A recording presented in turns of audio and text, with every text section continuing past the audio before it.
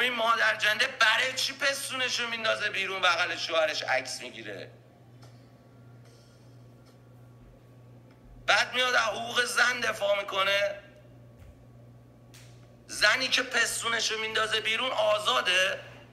نه خیر، زنی که پستونشو میندازه بیرون در خطر، آزاد نیست. کسکشا خطر رو میدید به دخترها به جای آزادی. آقا بنده فروشنده، ما داریم وسط ایران، وسط یک مشت مریض جنسی زندگی میکنیم. فروشنده مغازه من از روی مانتو پستوناش گنده بود، بهش گفتم خانم میای مغازه یه ذره گشادتر بپوش، اینجوری خفتت میکنن. خندید بهم گفت اینجوری. فرداش نفس زنون اومد گفت راننده تاکسی منو خفت کرد. شما وسط انگلیسی کسکش یکی خفتت کنه پلیس ننشو میگاد. اونجا ایران یکی خفتش کنه یارو روش نمیشه بره بگه.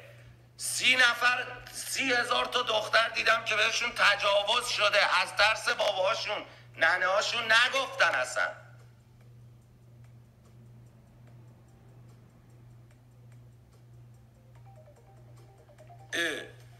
از این ور میای زن رو میبرید به سمت وسیله شدن، از این ور میای میگی آقا زن وسیله نیست. آقا مگه میشه همچین چیزی؟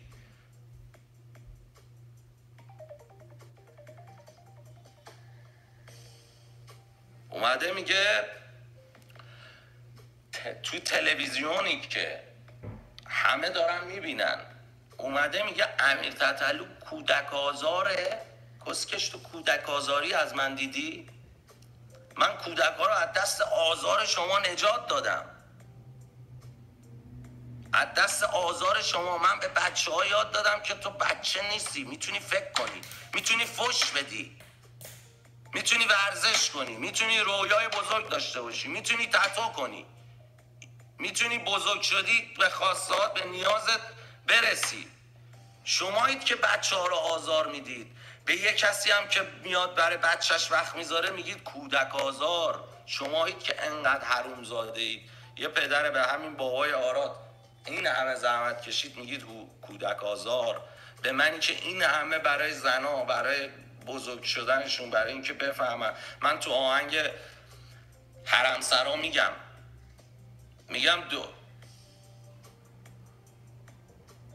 پر میشه زمین یه حرمسراست و تو این حرمسرا پر میشد از جنده. من معلم ساختم از سوا.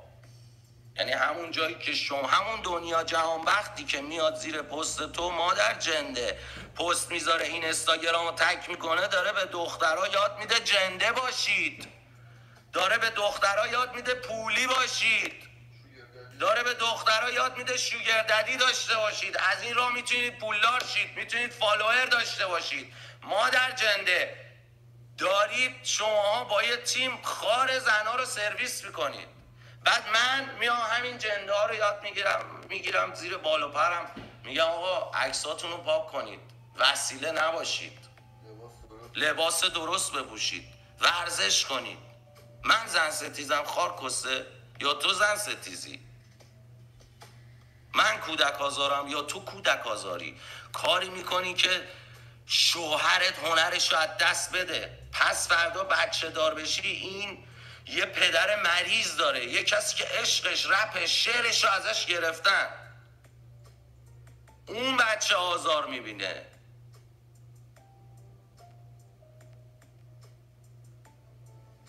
چی میگید؟ آقا اینجا فوش و دریوری ندید. من فوش میدم کسکشا، شما فوش بدید کی همون کنم تو دهن مادرتون ها. خارکسا هر جا من میرم میریزید اعصابم رو به هم. کسکشای بی ناموس بی تربیت، همه مریض سکسی هن. آقا یه عکس ما با دختر میذاریم، یه عکس ما با دختر میذاریم، این چجوری میده، این برات خورد. 2 روز با همین دوستمون یه عکس گذاشتیم، 4 تا شعر زبان گذاشت زیر تمام دایرکتا، زیر تمام پستا. برای تتلو خوردی، تتلو تو رو اکون کرد، تتلو فلان کرد، تمام ذهن مردم شده این. چرا؟ چون شما بیناموسا به اسم آزادی زن اومدید همه جا رو کردید چون و پستون. آقا مگه مردا کی رو چونشون بیرونه که زنا باید بیرون باشه؟ مگه نمیگی برابری زن و مرد؟ مگه مرد خط قایه‌شو میندازه بیرون که زن خط سینه‌شو میندازه بیرون؟ کدوم مردی نیمتنه میپوشه که زن نیمتنه میپوشه؟ اینو کی مد کرده؟ من مد کردم؟ یا همون دنیا جهان وقت جند سگ مد کرده؟ کی اومده یاد داده به دخترها برید چونتون رو آمپول بزنید انقدر کنید؟ دختری که انقدر چون داره هر کی ببینتش دنبال چیه آقا؟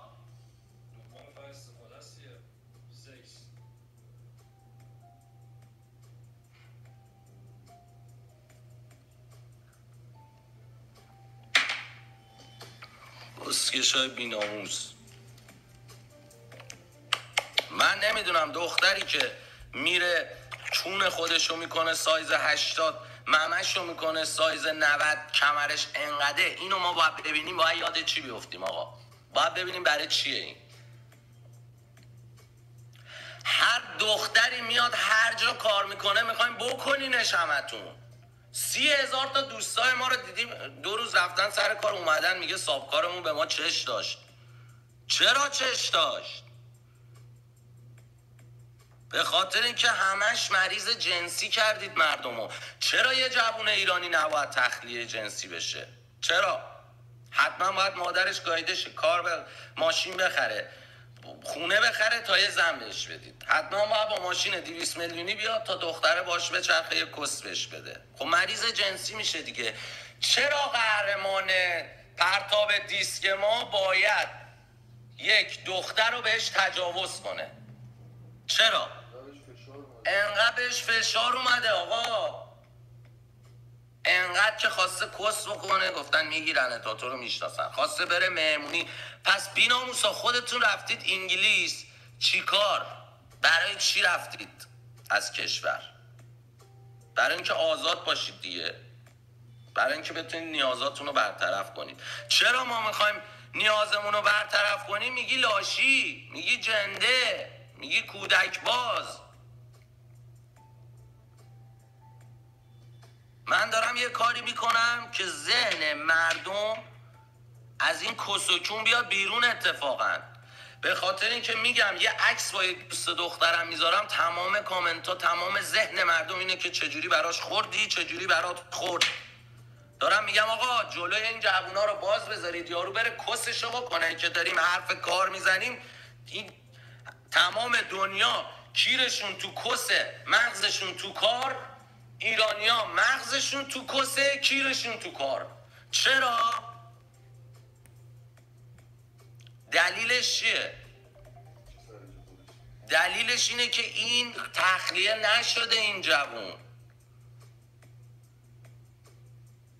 یه نفرم داره بهتون یاد میده، میگه آقا این جوونا رو مریض جنسی، عقده‌ای، کمبوددار بزرگ نکنید. مردی که نتونه سکس بکنه بهش فشار میاد، میره تجاوز میکنه. چرا باید یه قهرمان پرتاب دیسک ما الان میگن امیر تتلو داره چرت میگه، میگه اگه مردا سکس نکنن میرن تجاوز میکنن. خب امیر تتلو اگه دروغ میگه پس چرا قهرمان پرتاب دیسکتون میگید تجاوز کرده؟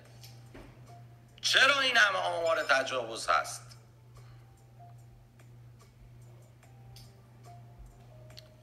دو تا 4 تا. اگه کس نشون دادن و سینه نشون دادن آزادیه، کس کردن هم باید آزادی باشه. اگه کس کردن کار بدیه، پس سینه نشون دادن و کس نشون دادن هم کار بدیه. مادر جنده با من صحبت میخوای بکنی، پستونت باید تو باشه که مغز حروم این کسکش من نره به سمت سکس. اگرم نشون میدی مغز منو پر از این میکنی، پس میخوام نیازم رو تخلیه کنم چونت نسوزه.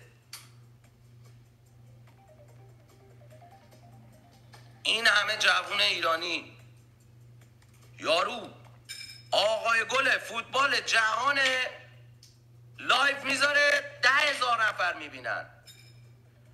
یارو معلم شیمی مثلا لایف میذاره راجع به مسائل علمی 5,000 نفر میبینن. یارو کس میاره کون تکون میده 100,000 نفر 200,000 نفر بیننده داره. چرا؟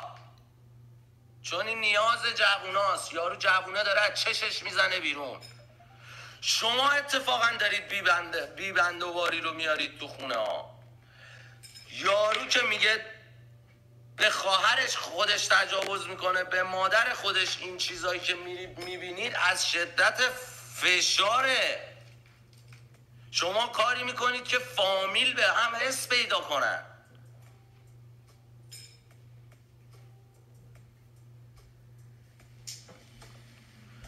آخه معروفیت به چه قیمتی؟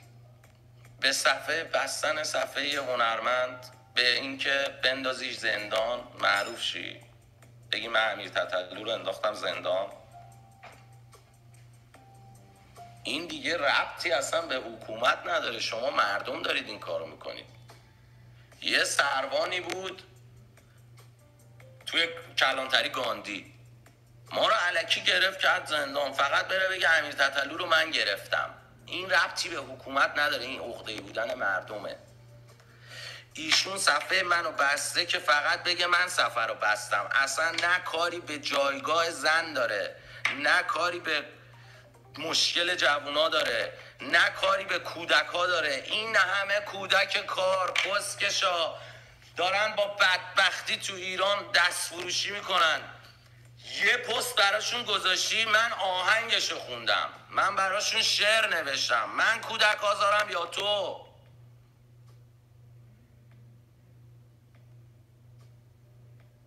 این همه کودک دارن از نداری، از تربیت غلط، از فشار پدر و مادر دارن آزار میبینن. ذهن بسته پدر و مادر رو شما درست کردید. شما کودک آزارید.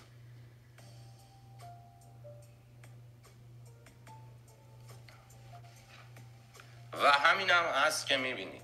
فکر میکنی مثلا روی خوش میبینید؟ نخیر. اون یارو بنده خدا رو که سرویس کردی کلن محو شد. خودت هم که تو صورتت میبینیم کریه. فقط ممه رو میندازی بیرون که نگات کنن. بدبخت. به چه؟ آقا بنده یه سوالی دارم. من میخوام الان برم تا سر خیابون بیام. چه دلیلی داره اصلا همه نگام کنن؟ میخوام برم خرید کنم، چه دلیلی داره همه نگام کنن؟ لابد یه کمبودی دارم، چونم میخواره دیگه. سینه رو میندازم بیرون همه نگاه کنن. من اگه زن دارم، شوهر دارم، نمیخوام این کارا رو بکنم، چرا باید سینه رو بندازم بیرون؟ چی میشه اگه یه پارچه بیفته اینجا؟ گرمت میشه؟ کسکش. من میام میگم حجاب، میریزید سفر رو اونجوری میبندید. میام میگم آقا جوونا باید کس بکنن، از چشاشون نزنه بیرون، هر پستی میذاریم حرف کس و کون نباشه، سفر رو میبندید. ادعاتون هم چونه خر و پاره کرده انگلیس و آمریکای حقوق زن، حقوق مرد. کسکش تو حقوق میفهمی چیه؟ 4 میلیون آدم ناراحت بودن، آنفالو میکردن، خودشون ریپورت هم میکردن. چرا اومدی این همه وکیل و پکیل و آیا آقا ریپورت کنید؟ آقا من دارم چیز بد میگم، مردم خودشون ریپورت کنن. گوخوریش به تو چه اومده؟ دروغ میگم؟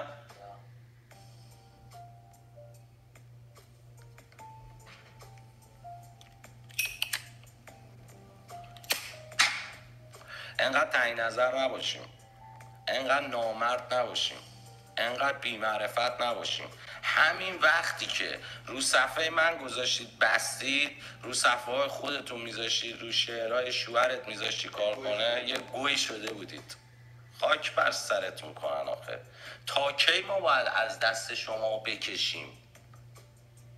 آقا الان که ما از کشورمون افتادیم بیرون، یه جای دور افتاده، به قول این وحید قلیچ یه ستاره نداریم توی هر آسمون دیگه. الان یه پیج 4 میلیونی منم میره تو چشتون کسکشا. اینقدر تنگ نظرید شما. من هر جای دیگه دنیا بودم سوار جت شخصی بودم، 30 تا دخترم بغلم بود، کیرم هم نمیتونستی بخوری. چون یه ایرانی هم این کارو با من میکنید. چون میدونید که ما بزرگتر نداریم، میدونید که ما قدرت نداریم، میدونید که ما رو فقط زدن تو سرمون، فقط میخوام بزنید تو سر ما. ولی من خودم میشم بزرگتر همین بچه ها.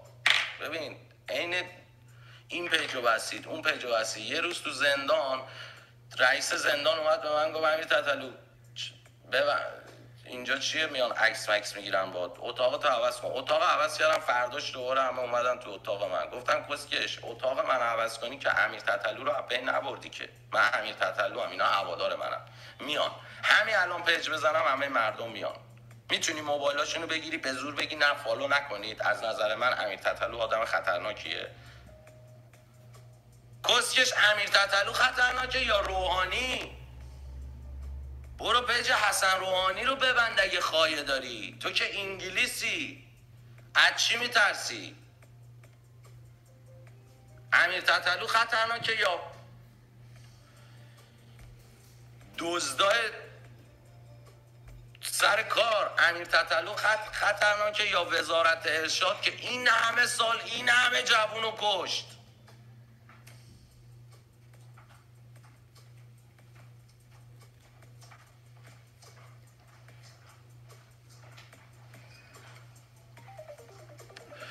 خودتون کاری که BBC داره انجام میده، کاری که انگلیس و آمریکا داره انجام میده، اینه که به مردم میگه آزاد باشید، حجابو داره از بین میبره. اوکی، کاری که شما دارید میکنید از کار اینا خطرناکتره. شما کاری که مسئولین ما کردن، کارهای گازنبوری که شما انجام کردید، انگلیس هیچ وقت نتونست یه کار کنه ما از نماز بیزار شیم. فوقش یه سری آدم دل سرد میشن نماز نمیخونن. شما یه کاری کردی مردم از نماز بعدشون بیاد. یه کاری کردید از اسلام بعدشون بیاد. یه کاری کردید از حجاب بعدشون بیاد. ضربه‌ای که مسئولین و بیشتر این آخوندا زدن به اسلام و هیچ آمریکا و اسرائیلی نمیتونست بزنه. از این ور میایین با گذاشتن اینا و حرکات گازنبوریشون کاری میکنید که مردم از حجاب و از امنیت و از وسیله نشدن بیزار شن. از این ور میایین تبلیغ سکس و بیبندواری میکنید. کسکش. یه بار دیگه میگم برو اونایی رو ببند پیجشونو که 10 تا دختر رو میارن بغلشون فیلم میگیرن، 40 میلیون هم فالوور دارن. یعنی 40 میلیون نفر دارن میبینن. برو اونو ببند. چرا دنبیل زریان رو نمیبندی؟ مگه دنبیل زریان هر دختری میاد پیشش کپی پاسپورت میگیره ازش؟ تو زیر سن قانونی هستی یا بالای سن قانونی؟ مگه کپی پاسپورت میگیرن از دخترایی که میگن بیاد؟ نصف این دخترایی که تو ویدیوها میبینیم بدبختا مدل‌ها همه 16-17 سالن. ولی من باز مردم، یه دختر میخواد بیاد پیشم کپی پاسپورتشو میگیرم. چند تا کپی پاسپورت گرفتم تا حالا دختر خواسته بیاد پیشم. اول ببینم سنش چقدره، بعد اگر سنش پایینتر از حد قانونی بود یا رضایت ننه بابا یا نیاد. چون اصلا کاری به این حرفا ندارم. چون پس فردا نتونه برام مشکل ساز بشه یارو. همون سروش هیچکس رفیق شوهرت تو این پارک شاد میگشت دنبال دخترای مردم. اون زمانم 68 نفهمیدم دافی که زدم 68 مد شده بود. همه 68 میزدن. آقا سال 84 68 میشد چند ساله؟ میشد 15 ساله. همین شوهر تو داف 68 میزد توی خیابون ونک، توی همین خونه، مکانم نداشت که، رفته بود توی این خونه.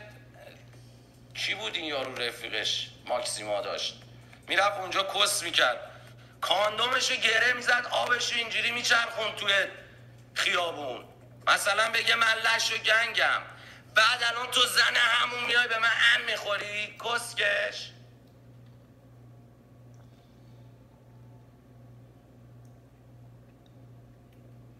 من گناه هیچکیو نمیشورم آقا، بنده میگن سعید توسی نمیدونم فلان، بنده تا یکی رو نبینم در این حال به هیچ این تهمت رو نمیزنم. حتی اگه سعید توسیشم یه بار نگفتم یارو بچه بازه، چون من ندیدم با چشم. چطور میتونی یه چیزی که ندیدی با چشت تو راجبش حرف بزنی؟ شاید من اصلا اینو گفتم ببینم عکس العمل توی مادر جنده چیه. آیا منو با بچه دیدی 15 ساله؟ من تو زندگیم یه پرده نزدم. همون شوهر خودت افتخارش این بود پرده بزنه، عاشق پرده زدن بود. کسکش من میبینم باکر است یارو باهاش سکس نمیکنم، میگم عزیز من برو با یکی پرده تو بزنه که بخواد باهات زندگی کنه. من نمیخوام با تو زندگی کنم، من آدمیم که نمیتونم زن بگیرم، من پرده شما رو نمیزنم. اون وقت همین شوهرهای شما افتخارشون پرده زدن بوده، رفیق من بوده یارو بیناموس. الان کسلیسی تو رو میکنه ادای آدمان خوب در میاره که نشد که.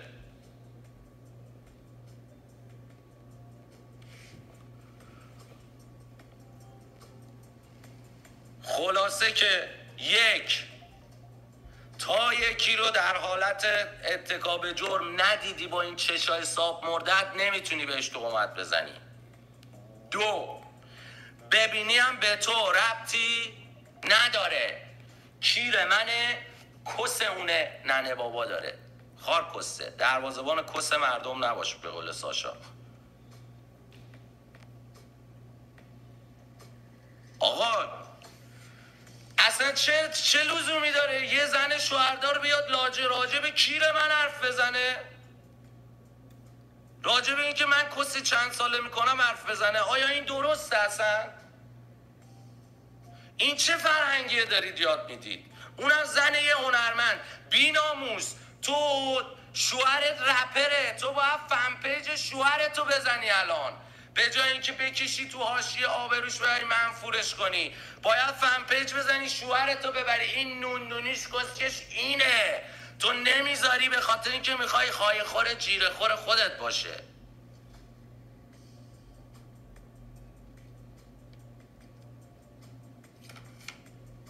یارو همه دارن تبلیغ سایت قمار میکنن، تنها هنرمندی که تبلیغ سایت قمار نکرده تا حالا و سایت شرط بندی نداشته تا حالا بندم. کسکشا باز من 4 تا رفیقم سایت دارن. آقا همه سایت دارن، مگه میشه رفیق من سایت داره قمار دوست داره؟ به من چه ربطی داره؟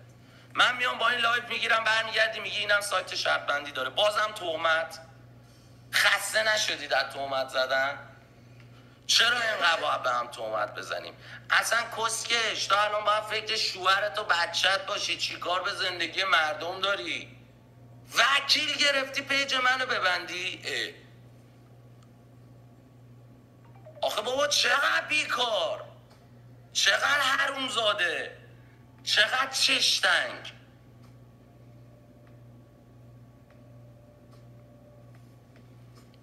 حالا ببین حرکه اومدی چیکار کردی؟ تبلیغ آهنگ منو کردی.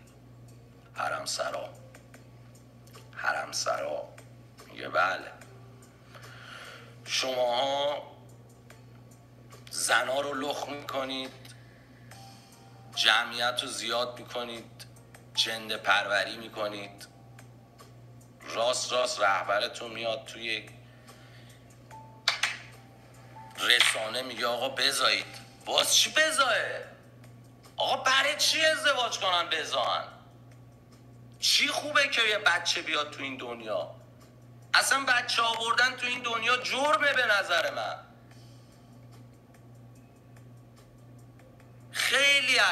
خیلی از آدما بچه دار شدن سر اینکه سکس و بلد نیستن. آقا یارو نمیدونه از کاندوم باید استفاده کنه، نمیدونه آقا این آب صاب مرده میخواد بیاد بیرون، بکش بیرون این کیرتو، بسکش یه لحظه، حالا ریختون تو هم یه قرص بخور.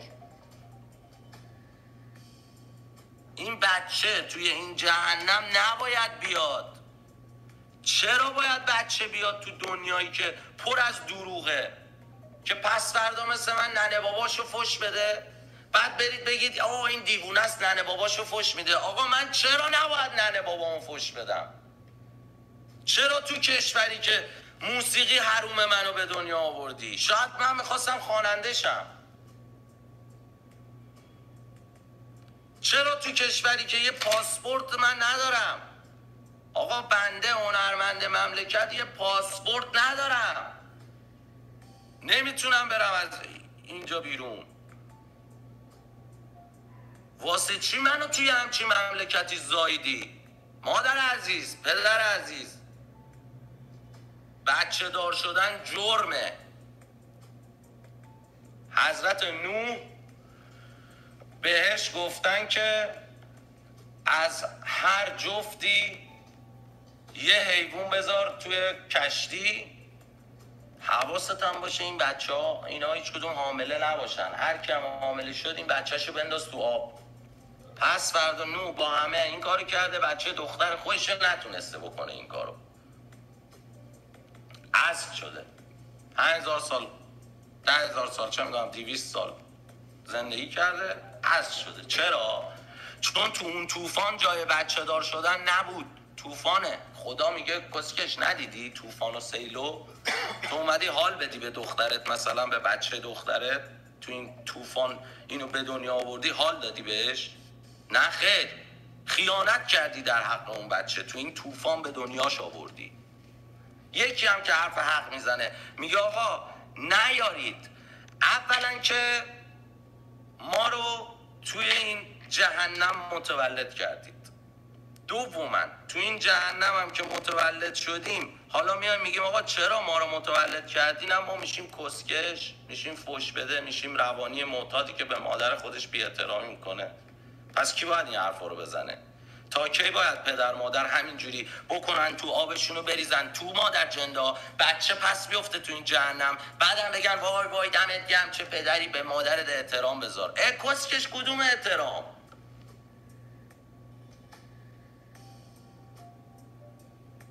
احترام آدم به پدری میذاره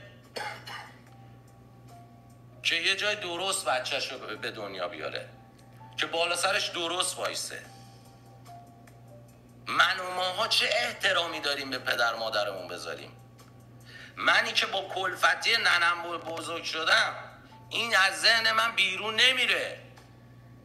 مادر من فکر کرده در حق من داره لطف میکنه که کلفتی میکنه. خب آقا نمیزاییدی؟ فکر میکنی من مادرم رو در حال کلفتی دیدم درد کمیه؟ این حال نبوده به من دادی.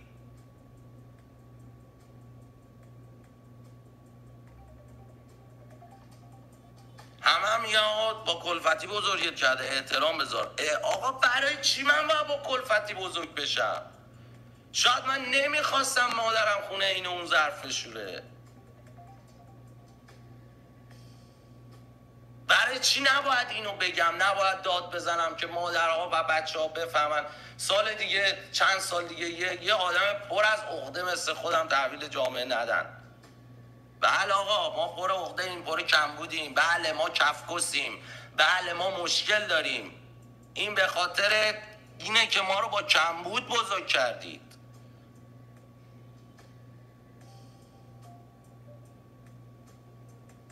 آقا مگه میشه آخه؟ یارو پسر بچه است، میخوابه شب کیرش راست خواب بلند میشه.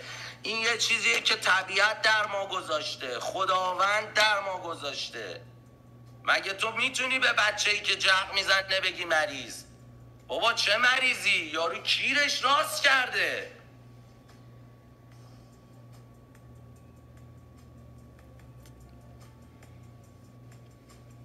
خلاصه که نبینم ازتون. فکر نکنید که با یه پیج امیر تتلو بستن شما تونستید که امیر تتلو رو خاموش کنید. نه خیر، منده سالها داره پیجام بسته میشه، سالهاست تو زندانم، همین الانش هم کسکشا من تو زندانم. تو فکر میکنی اینجا کجاست؟ یه انفرادی بازه.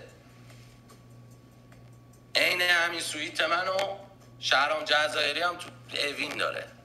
نه بیرون میرم، نه پاساژ میرم، نه خرید میرم. این رفیقم میره خرید میکنه میاد.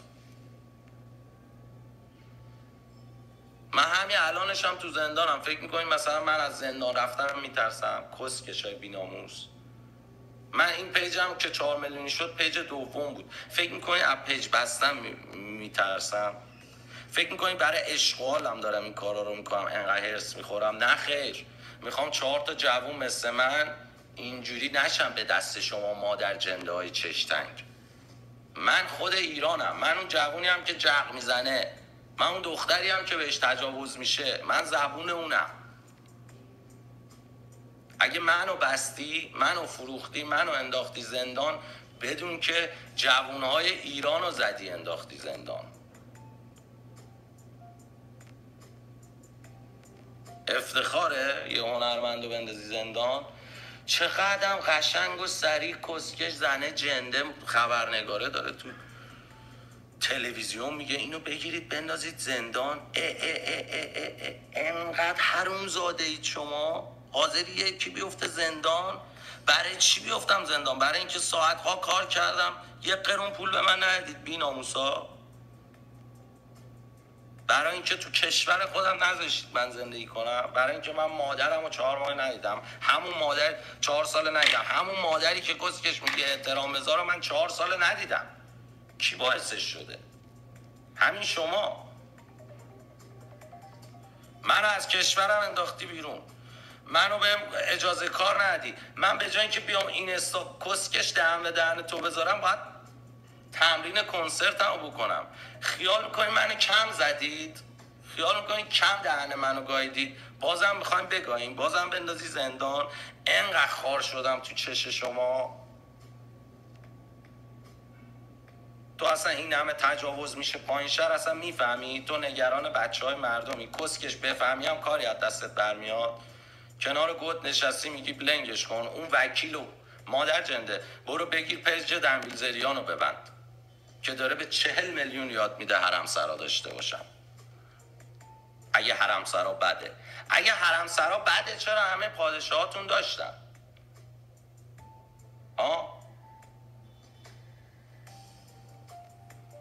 همین سلطان سلیمان رو برو ببین. میگن آقا شما تو ترکیه ای این حرفا رو نزن.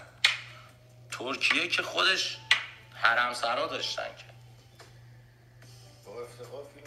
با افتخار فیلمش هم پخش میکنن، سریالش همه میبینن. همین سریال ترکیه من اصلا یاد گرفتم که حرمسرا داشته باشیدم. باور کن من اصلا تا قبل اینکه سلطان سلیمان ببینم نمیدونستم حرمسرا چیه. همین سریال ترکیه تو همون شبکه جم و کسکش صاحبی که منو توش کسشر میگید پخش میکنی، بعد میای به من میگید حرمسرا میخواد بزنه. کسکش حرمسرا میخوام بزنم با پول تو میخوام بزنم یا با شهرت تو میخوام بزنم؟ هر کی بخواد میاد به من میده دیگه، به تو چه ربطی داره؟ برای بار هزارم میگم تو پاسبون کیر منی خانم شوهردار؟ خجالت نمیکشی بغل شوهرت میشینی راجع به کسی که من میخوام بکنم و راجع به کیر من حرف میزنی؟ تو چونت نمیخوره؟ خاک بر سر بی غیرتت کنم. تو رپری؟ تو انم نیستی.